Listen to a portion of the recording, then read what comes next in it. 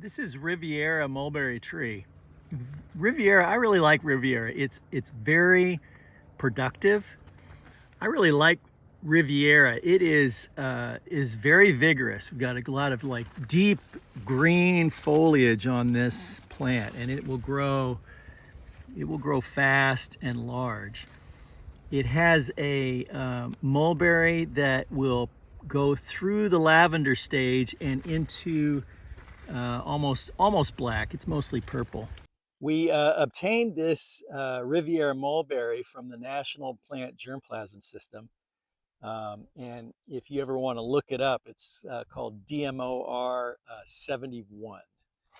So, and their pictures show a lavender fruit, but what I'm seeing here is that those lavender fruit will progress further to a deeper purple, almost black color. It's a little hard to see with the backlighting here, but this mulberry is more ripe than this one, and it goes from, let me pull it out here and we'll take a look.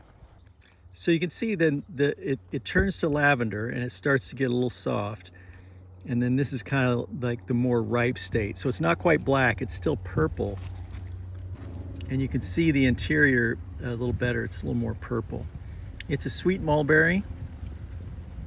It's very nice. Like wasps are already all over them because the great source of sugar during the midsummer. But one that's not quite that ripe is still that lavender color. It's still pretty hard. But it tastes good. It's a mild flavored mulberry. I like them. And like any mulberry, when you pull it off the tree and eat it, it's just a nice little snack.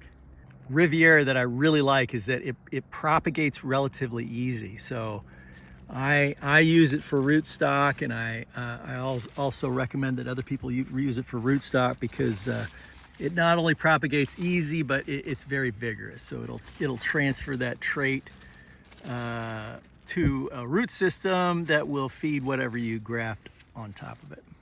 This is Riviera Mulberry. Nice little lavender that turns to a black fruit for sure. But one of the reasons I like it the most is that it's very vigorous and it roots relatively easy.